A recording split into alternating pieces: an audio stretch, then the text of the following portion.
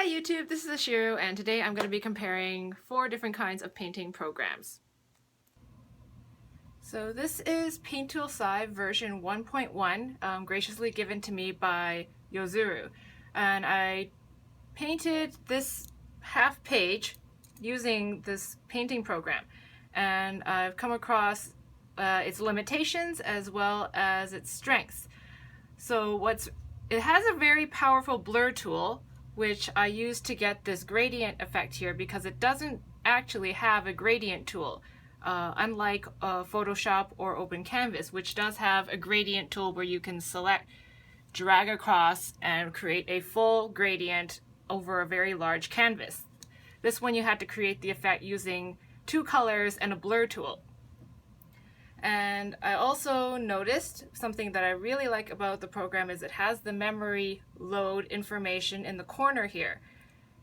The OpenCanvas, I just noticed, has that too. It's in the left hand corner rather than on the right hand corner. But as I don't know if you can see from this angle, whoops, wrong program, but this is the airbrush tool and this is the maximum size. And so the maximum size of the airbrush tool on Paint Tool Sai is about this big. Whereas if I'm on OpenCanvas and this is the airbrush tool at max size, it is ginormous. However, you can see one of the reasons why I started looking for new software is precisely because you see these lines here. If I zoom in, they'll disappear. However, the OpenCanvas does not like me using the airbrush at maximum size. It has a tendency to crash. And so I'm still looking for something else as a replacement. I'm looking into getting Manga Studio EX5 because it has a lot of functionality which is similar to Photoshop, but also similar to OpenCanvas. OpenCanvas has about double the functionality of Paint Tool Sai, so it has a lot of the tools that Photoshop has, in addition to the cool paint brushes. And my favorite thing about OpenCanvas is this little nugget here, is the brush. I can alter whether the brush is leaning to the right or to the left. I can make it fatter, I can make it thinner, I can make it horizontal or vertical, and I don't actually have to make a new nib and save that nib as a new brush. I can just change the way my brush looks at random and very flexibly with just one click. So for example, if I want an airbrush like this, I have an airbrush like that immediately and at my whim. So for example, with Psyche's hair, because it's so all over the place, right? It's very helpful to have this particular nib flexibility so that I can get in to the strands when they fly in different directions. With Paint Tool Sai, I only have these 4 nib options to choose from, and they're not very flexible whatsoever. Another thing that is limited about Paint Tool Sai are the layer options. So if I click mode on this layer, I have 1, 2, 3, 4, 5, 6 different layer options to choose from. Now normally when I'm doing a page, I only need to use normal, multiply, screen, and overlay. However, if I look on OpenCanvas, it has, similar to Photoshop, it has many more layer options to choose from. This I use exclusively for illustration, especially when I'm layering textures to get a more interesting background effect. So these are the types of brushes that Paint Tool Sai has. Again, they're very inflexible. You either pick this brush and you can't really alter the angle of it like with OpenCanvas. This is Paint Shop Pro.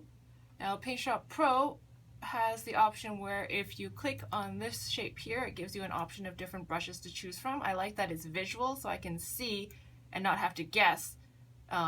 If I want an angled brush to the left or right, I can see, oh, this is the one I want. However, again, it doesn't offer me that same flexibility that OpenCanvas has. Here is Photoshop, and if I click the brush option, What is annoying about Photoshop is I have to click at least 2 times in order to change the brush size. And again, it gives me different types of brushes here. However, I don't have that flexibility to change the angle or width of the brush. I can only change the hardness. And again, I have to click twice in order to make any change to the brush size, which doubles the time it takes to paint.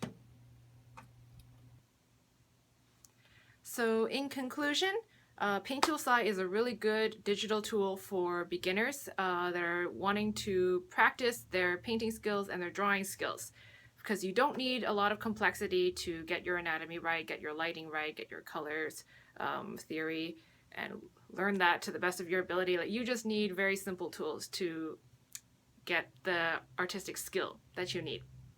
Open Canvas is one step further in terms of its complexity. And then Photoshop, again, it's not really geared for painting, it's geared for photo editing.